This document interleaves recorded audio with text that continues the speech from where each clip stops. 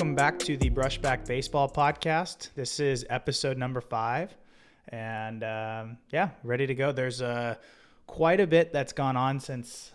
Why don't you cover? Aren't we missing? Yeah, we're missing something. I know on the last podcast I said we were going to have another guest, my friend Chase Brewer, who is a MLB agent right now, but he was called. This is a pretty hot time of the year right now for baseball. So spring training is actually pitchers and catchers reported yesterday and today for a lot of the teams. So he got called to spring training. So he's obviously not here, but he will be on in the very near future. I know that he really wants to come on. So apologize for that, but it's just going to be, you guys are just going to have to deal with David and I today. Sorry.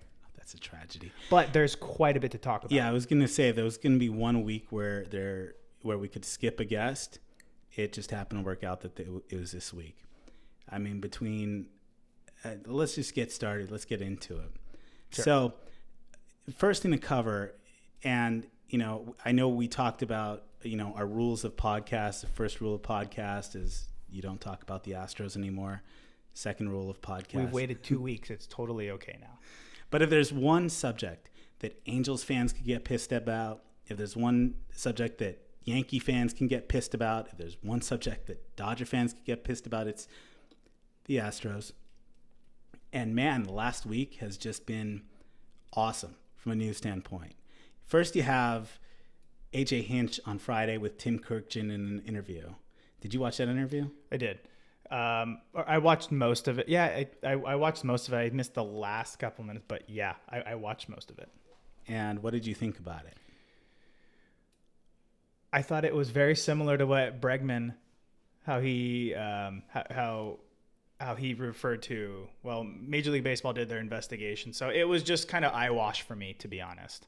Yeah, it was. I think the thing that most people keyed in on is where AJ Hinch was asked whether there was a buzzer that Altuve was wearing, and here's a little hint: he was in 2019.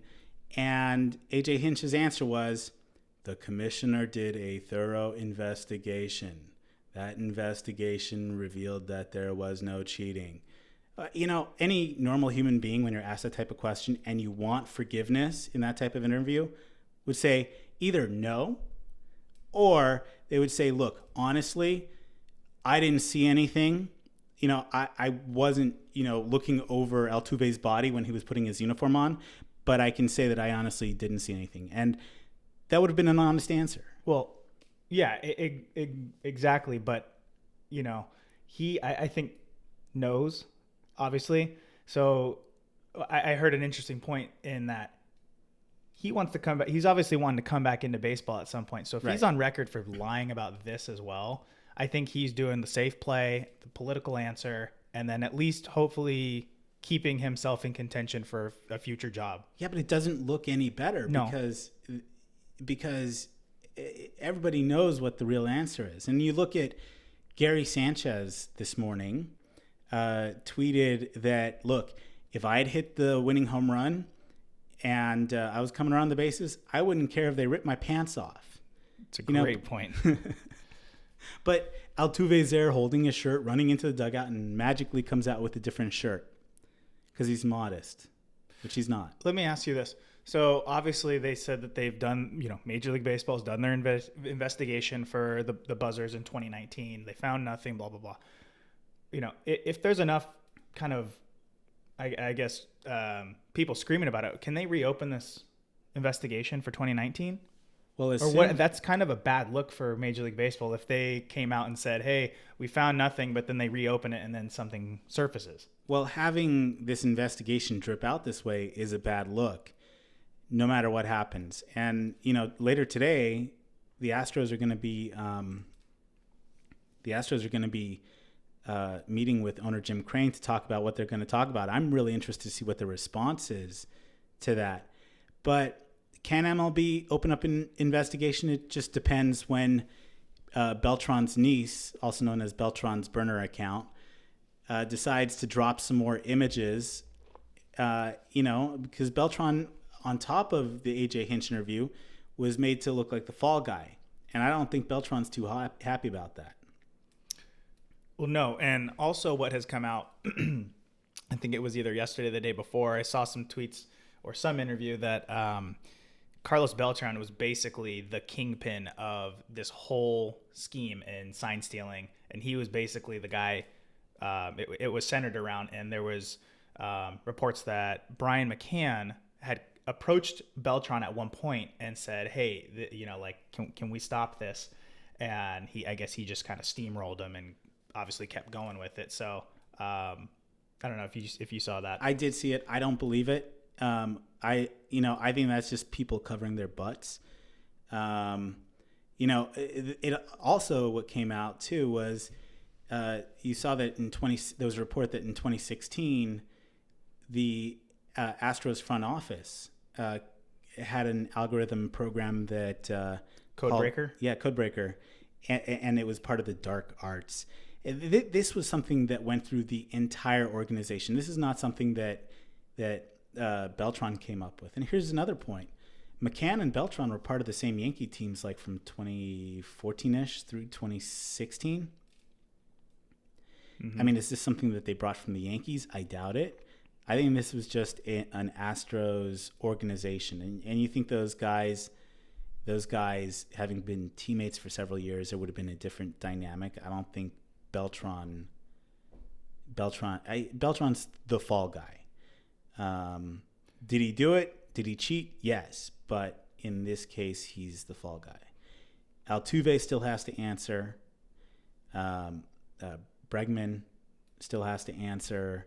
Correa, all those guys. So it's not over.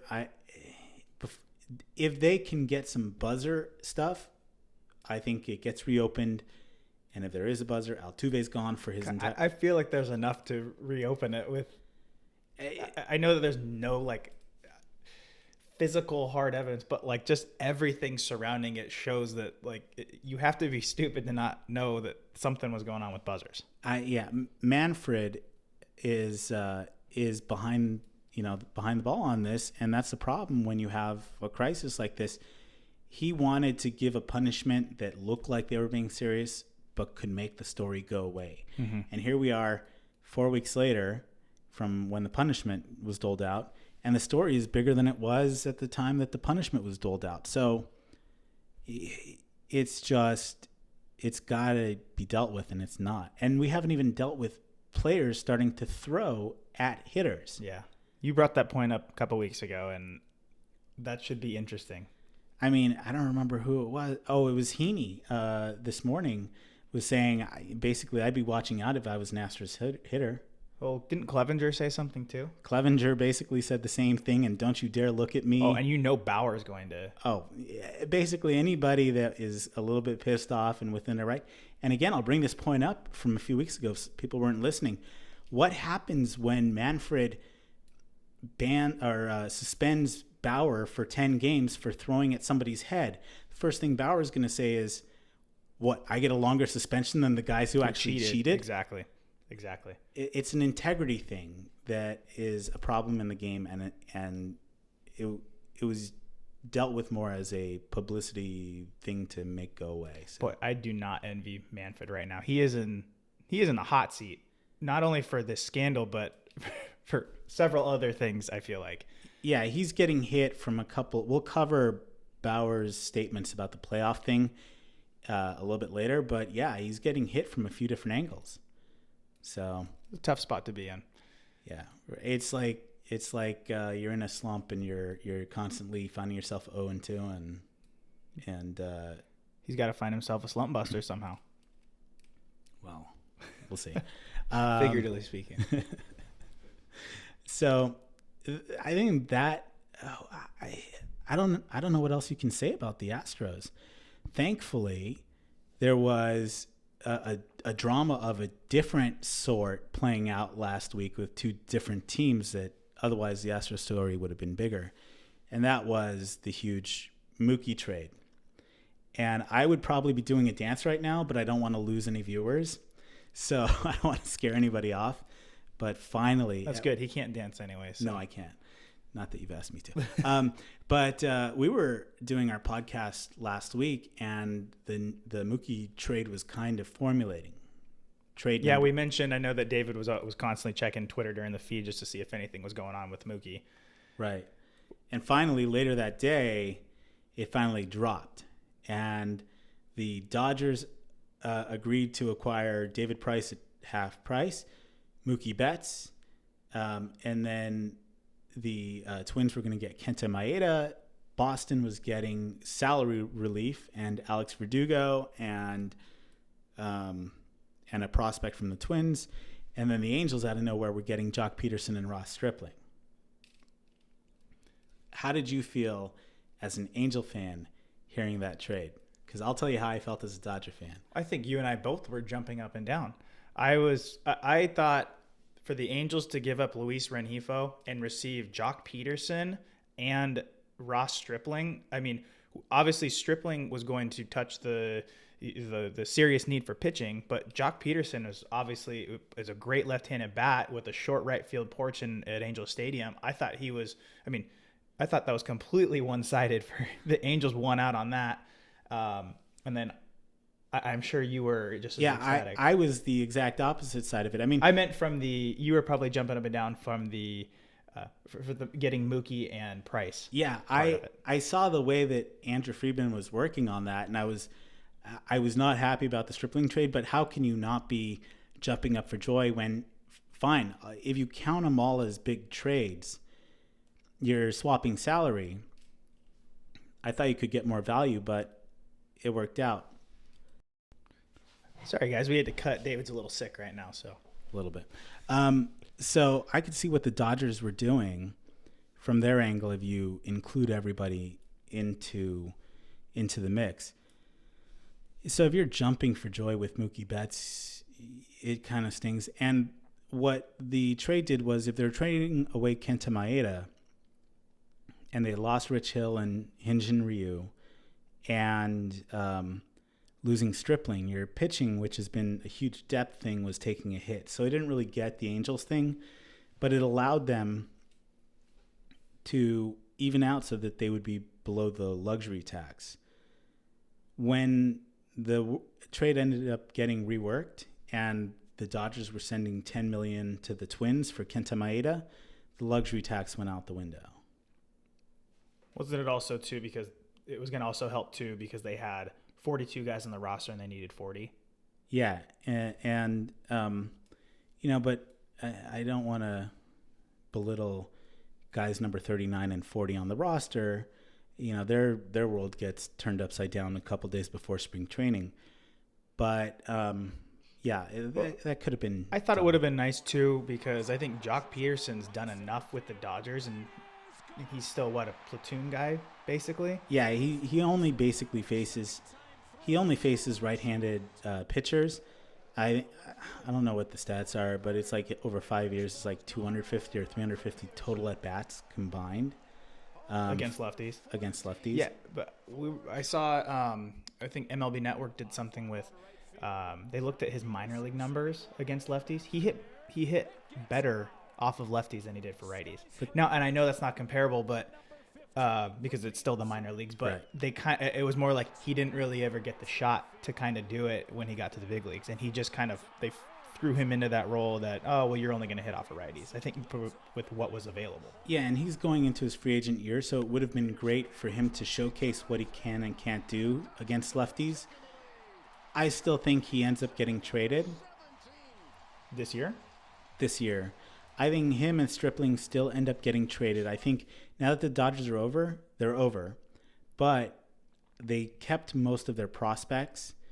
So they have enough prospect capital to trade for a number 2 pitcher or number 1 pitcher. Let's say Syndergaard or let's say Clevenger become available.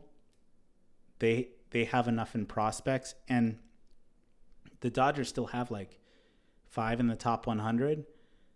But they have a couple of guys that are going to skyrocket. I've watched for a couple of years, like Miguel Vargas. His dad was like a Hall of Famer, basically, in Cuba. So he's got those bloodlines. Yeah. And I think he's like 19 or going into his 20 season, and he'll be in high A at least as a third baseman. Has a career batting average so far of like 300 with a 400 on base as a 19-year-old. Yeah, that's really good. Yeah, so that kid's, and he made one of the top 100 lists, so he's going to skyrocket. And you got a couple of Dodgers draft last year, Cody Hosey and Michael Busch. Cody Hosey's a third baseman. Busch is a second baseman, probably an outfielder. Their hit tool is off the charts, so they're going to climb. So they got some guys. They got some guys. They kept their prospects. Yeah, and that was the important. That was when you're watching the trade, you're like, wow, with Mookie Betts, we didn't have to give up Gavin Lux or Dustin May, but you expected a hit. Now the Dodgers ended up taking a hit. I think it's a funny hit that now it's been talked about that Boston fans have to be cheering on a Jeter, but yeah, that's funny. But yeah, they took a little bit of a hit, but it's the first trade was unbalanced for the Dodgers positively. This one's more fair. But we had a 5-day delay, and part of that was medicals from Brewster's Graterol. Like the Red Sox thought, even though everybody knows that he's going to be a reliever, that the Red Sox hoped he could be a starter.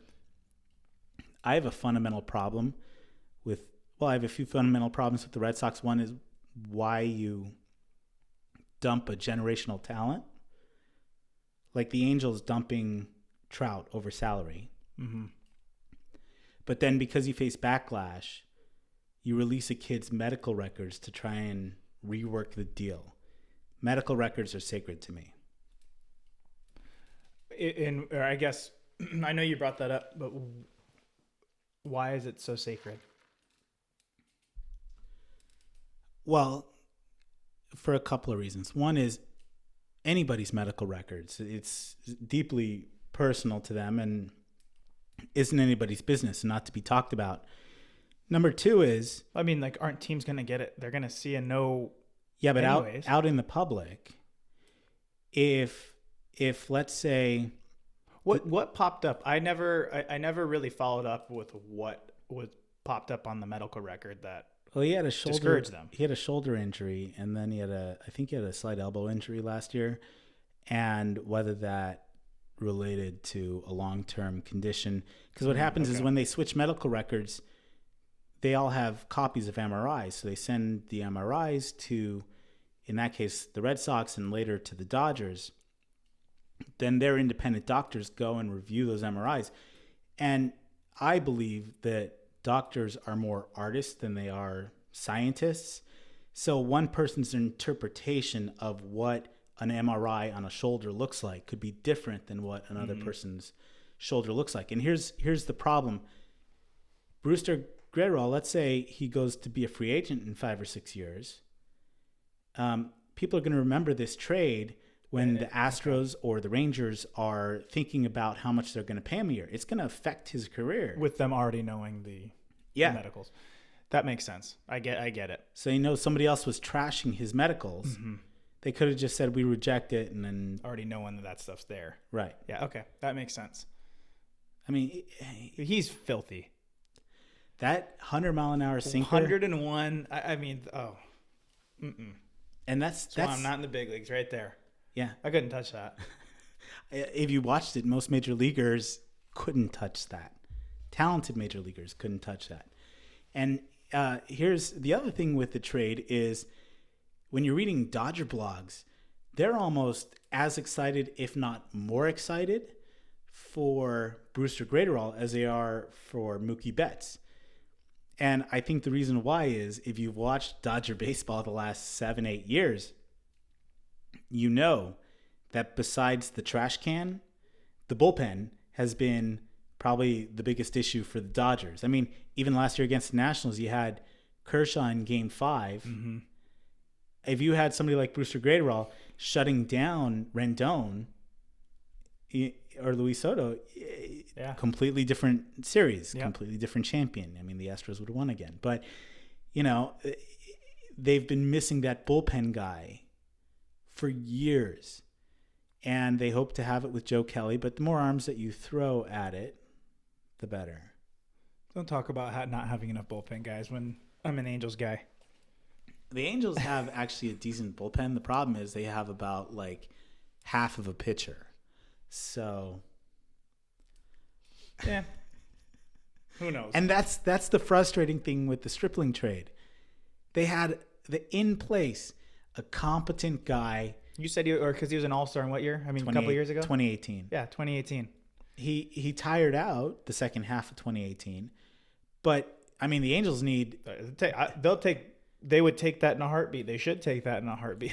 170 innings. Yeah. You don't need a guy doing 220. But if he gives you... And that's the Dodgers' philosophy. If we get 8 guys to give us 150 elite innings, we'll take that and their injuries over 5 guys giving us 220 good innings. Hey, it's worked for them. It has, and I think other teams are kind of starting to adapt to that. Yeah. Wow. So finally the Mookie trade happened. The press conference is at 1:00. I'm going to have my TV lined up at 1:00. I mean, Mookie's a Dodger. You got Cody Bellinger and Mookie Betts in the same lineup. Yeah, that lineup is ridiculous. It looks like Mookie Betts, the righty, followed by Muncy, the lefty, followed by Turner, followed by Bellinger. Mm-hmm. Then you get kind of different, a healthier, hopefully, knock on wood, AJ Pollock. And then we'll see how he has. Yeah. What kind of year he has. Corey Seager is your 6th best hitter. That's how ridiculous the lineup. Then you have Gavin Lux, who might win Rookie of the Year. Mm-hmm. And he's going to play second base. He'll play second base. And then you got Will Smith and then the pitcher. So, but what I like with the Dodgers is 2 guys you didn't say because they're going to be probably bench guys or platoon in some way is Chris Taylor. I know he didn't have a very good year last year, but no. I think he's still a great player. And then right. Kike Hernandez. I love Kike Hernandez. Just the utility. He can play anything. I love the energy he brings. Yeah. And for times where he's come off the bench, he's a pretty good guy off the bench. I mean, and that which is not an easy thing. I know that we talked about that last episode with Brett. I mean, that's a tough role to fill. Yeah, and he does it really well. And I mean, you look at he does from the right side what Joc Perderson does from the left side. So they actually make less power. Well, I mean, if you watch the 2017 NLCS Game 3, where he hit 3 home runs against the Cubs. That is true. He did. He did do that. He's got power, and he has power at the right time.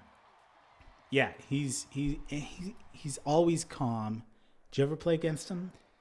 Yeah, at some point, I can't remember what year it was or what level, but I did cross paths with him.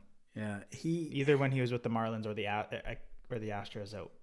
Yeah, you guys are kind of built the same too. I was built like him. I don't know. I'm not built like him anymore. Well, I mean, not like the 6'4". Yeah, super. No, when I played, I profiled kind of more similar to him. Yeah, and then if you watch his Instagram or his interviews, he's got an 80 grade on the personality. So yeah, I think I have seen a few of his interviews. He's pretty colorful character. There was one where I can't remember. It was the girl the interviewer that accused Luke Walton of sexual assault. She used to be a Dodger interviewer, and she's like 6'4", and Kike is like 5'10". So for the interview, he's looking up at her. He took a baseball bucket, and he stood on the baseball bucket. Gosh. And then they took a picture, a backwards picture, to show that he was on the baseball bucket. That is funny. It was all in good sense of humor. Yeah. Nobody took it the wrong way, except for people who wanted to be pissed off. So you can't get mad at that. That's hilarious. Yeah. So Kike's great. I want to watch Kike on the Dodgers win a World Series and be part of the team for 10 years. Might not work out that way, but. All right. Let's get into. I know we said we were gonna. We mentioned Trevor Bauer and Rob Manfred.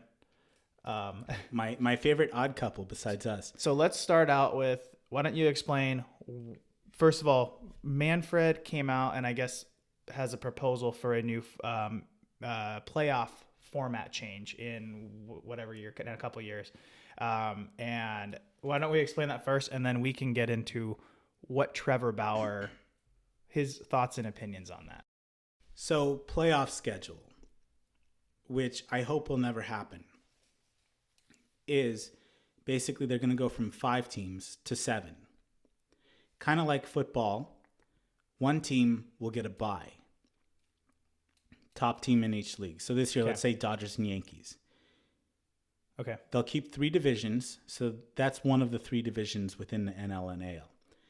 The other 2, so there are 6 other teams. Those will be the home teams. And then you'll have 3 wild card teams. The other 2 division winners, in order of their record, get to pick from the lower pool of 3. And they'll have a big TV show, and there'll be a whole bunch of strategy. In who they select, yeah. In who they select. And then will somebody get fired if they select? I can see kind of like, but it looks too gimmicky to me from what it is. I guess it's no more gimmicky than interleague play was thought of 25 years ago. But so then what happens is they'll play a 3-game series with the team that they select. And then, so what happens is the second best record picks one of the 3, third best picks one of the 3, and then the remaining team gets whatever. So there's 3 wild cards in each division, or in each league. In each league. And American and National League. Yeah. Okay. And then they'll play a 3-game series. Okay. To determine a 5-game series. Okay. The division series. Mm-hmm. To then determine the CS, to determine the World Series. Okay. So it's gotten a lot of opinions both ways. One of the strongest has been Bauer, and I think he's right. One of the other ones, before we get to Bauer on this, is the World Series. I think gets cheapened when you do that, because it used to be the best team in the NL would face the best team in the AL, go straight to the World Series until the championship series. Right.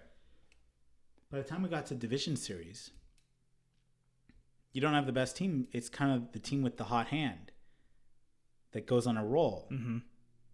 So whereas clearly the Yankees in the 50s and 60s were the best team, you can have the Giants be an 83-win wild card team, roll through the World Series. Okay. So the Nationals this year, they were 7 outs away in a wild card game.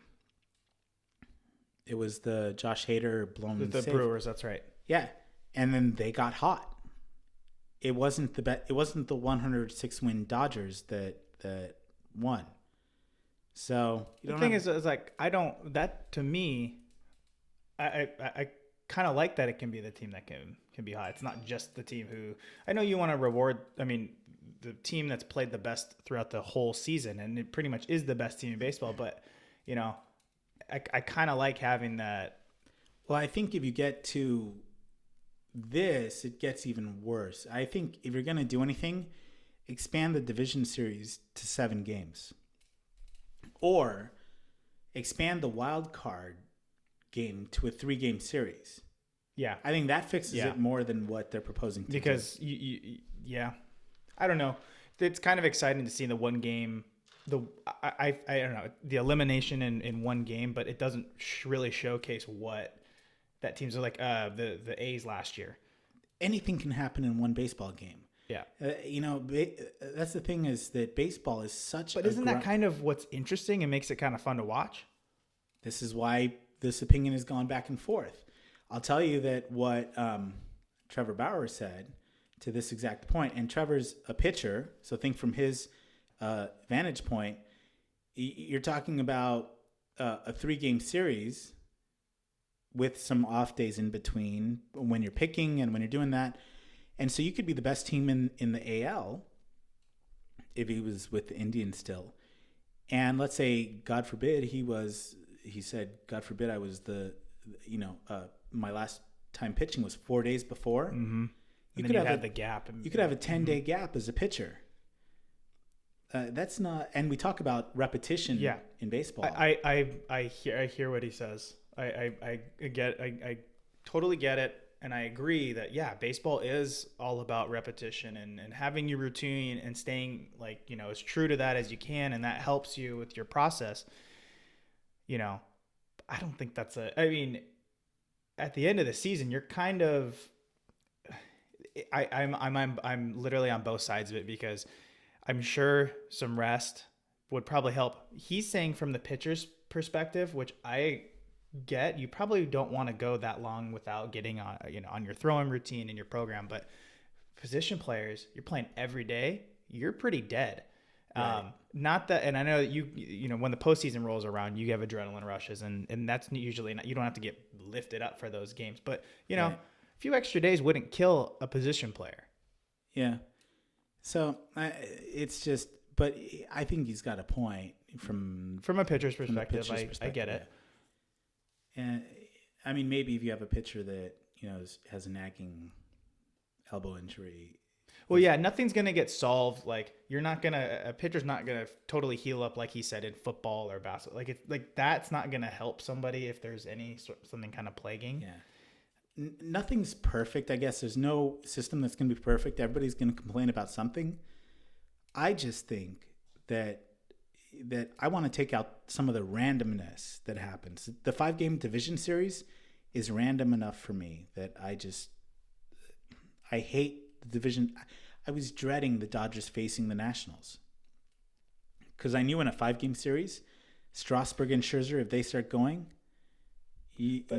well, I guess this could play at both sides of that point though with the rest too, because the Nationals, weren't they the first ones that clinched going into the World Series, and they had to wait like a while for the Astros and Yankees to figure out the championship series? They just steamrolled the Cardinals in 4 games. Right, and then they had probably a week or something. Yeah.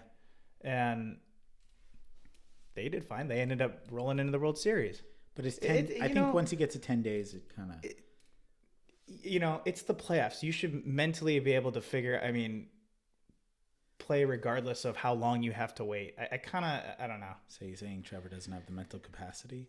He does, but I don't know.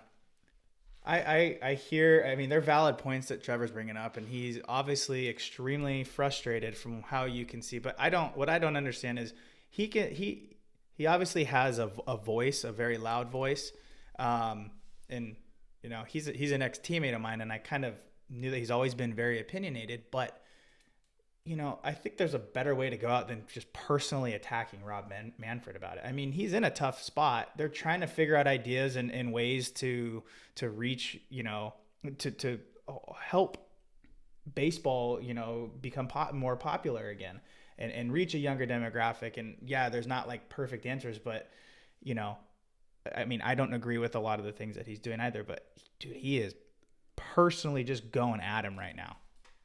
So I think that there's something else in play between Bauer and Manfred.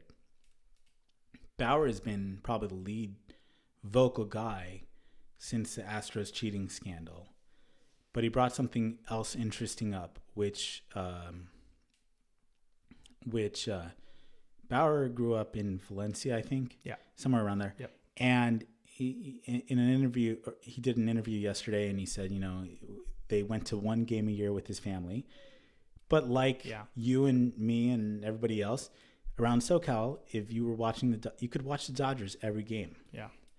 And MLB came up with a system called BAM, Baseball Advanced Media, about 15, 18 years ago to consolidate in one clearinghouse all content for baseball. Yeah.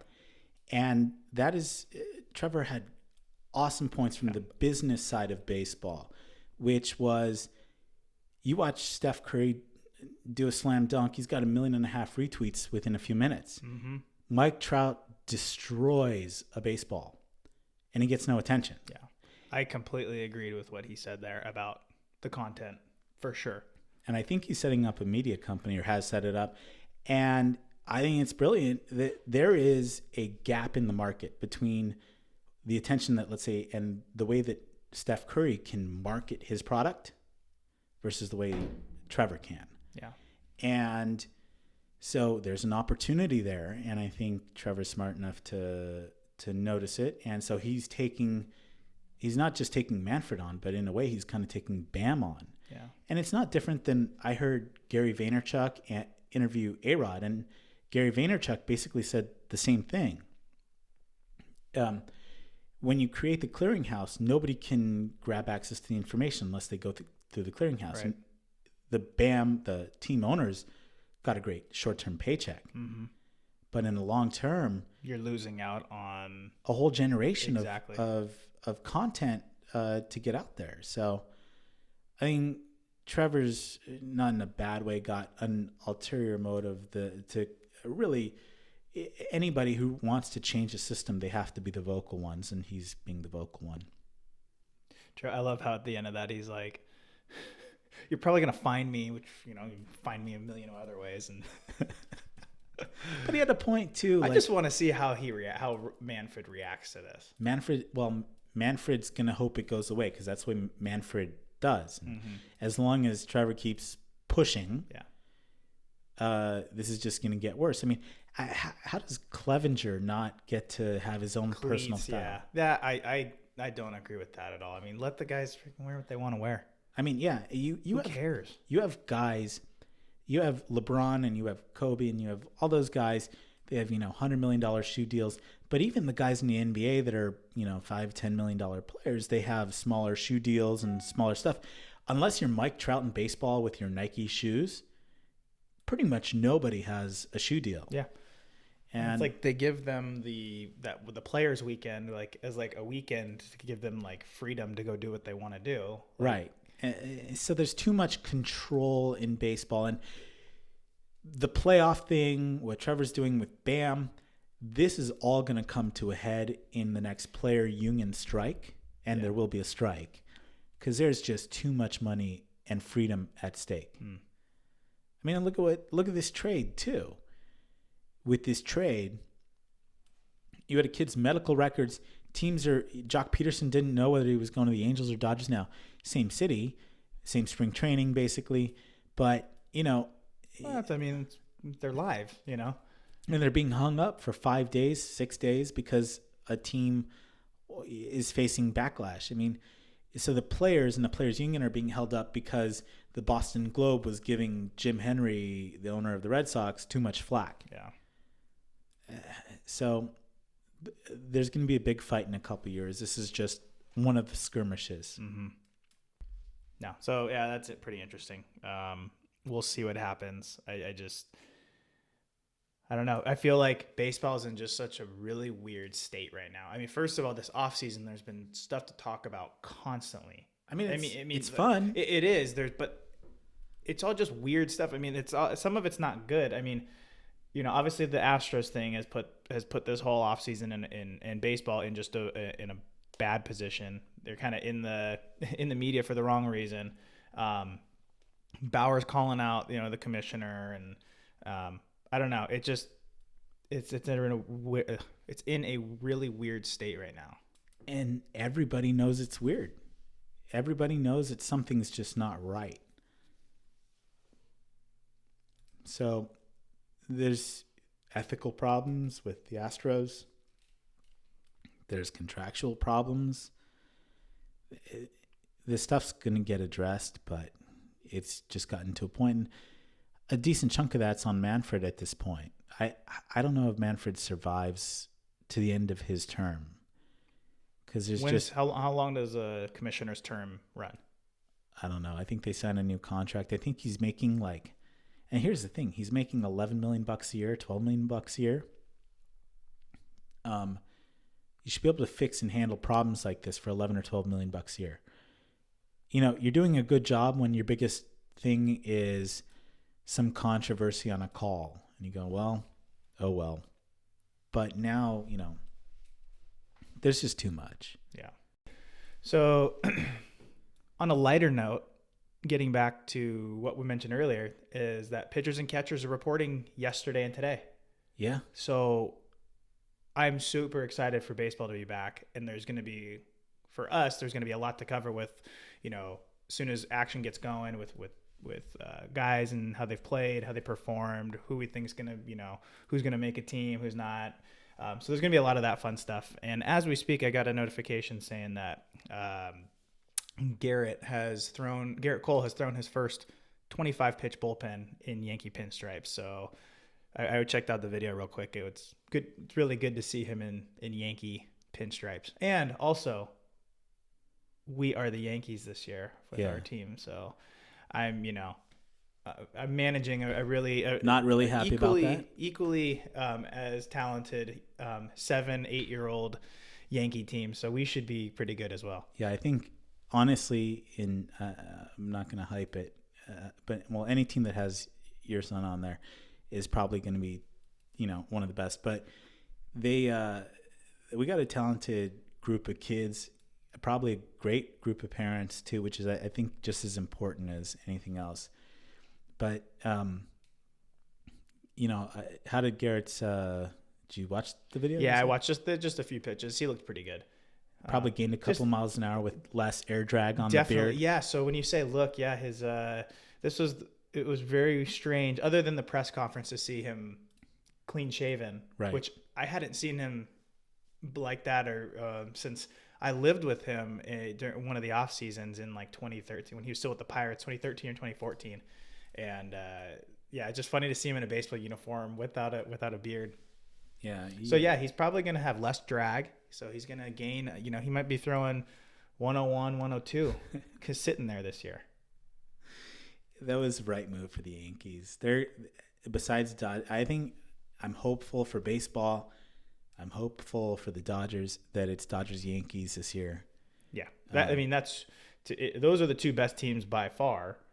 I think the Twins are up there too, but Twins are up there. Astros are not going to be as good as they've been, but no. And they have just the weird controversy of everything. So I think what happens if Bregman and Altuve are hitting 265 in July? God, baseball's tough enough to deal when you're failing, and then you have all this other stuff looming over your head. Right. I mean, I wasn't strong enough to mentally handle it, just the normal failure in the minor leagues. So I don't even want to know what those guys are going to have to do. But, who knows? We'll see. The sad thing is those guys like Bregman and Altuve and, Correa, Springer, they're all unreal guys that honestly didn't need they didn't need any of that. Just, I think that they're all great athletes and hitters already, know? So it's going to kind of obviously just dumb down their overall hype and everything. But, I think they're still obviously talented players. Yeah.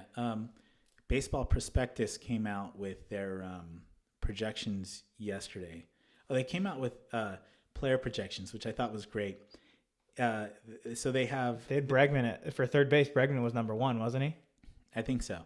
And they have they run analysis like 1,000 runs at what somebody's projected thing is, and they do a bell curve. I thought it was hilarious that if say ran like 1,000 projections and Mike Trout's 1 percentile projection, if he played, there was a 1% chance of him only hitting like 280 with a 375 on base percentage. 99% of the expectations are above that. Wow, that's good if your 1% is like still better than most people's careers. Yeah. But it had the Dodgers way ahead, like 18 games ahead of second place team. Nobody in the NL West was above 500, and then I think the Angels were they were third behind the A's, at like 82, 83 wins. Not good enough to get it done. Might have been had they had Stripling. Maybe if they had Stripling and Peterson. Yeah. So it'll be interesting to watch. It's super fun. I know I love spring training. I kind of don't like the games early on because it's 4 innings of the starters, and then and then everybody else comes in. And then guys like me come in and fill in. Yeah, you're the filler. For everybody else to leave and just not watch us. What did they do? What did the players do? Do they just go to the showers and not hang out with? Yeah, no, they showered and got the hell out of there. Their day was done. What do you do when you're prepping too? Like, do you know that you're going to play? That you're going to be a filler on a game? And I didn't know.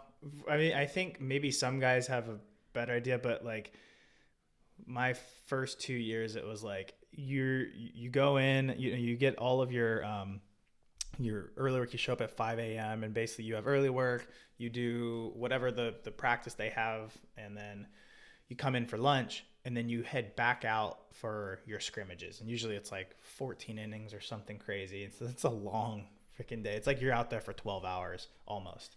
And so when you head back out for those scrimmages, sometimes they'll come and just grab you off you'll see a golf cart that drives around, and it's basically because the big leagues they're getting ready for their game also, and the golf cart will go around from field to field, and they'll just pick players up and they'll yell you off the field. So you kind of don't have that much preparation. You're just I was literally going to ask, like, they come around and go, you get. I don't know who determines it, or I really don't. I think pitchers, it's different. It's like who's available to throw, who can clean up some innings, or who do we want to see. Position players too. I have no idea who it comes from. Okay. I can't imagine that the manager is going to be selecting who's coming in off the minor league. So maybe it's the minor league coordinator. Yeah. Is probably who I would think. Did you like you had 3 spring trainings, I think. 2. Did you were you really excited going into each one? No. My first one, yeah.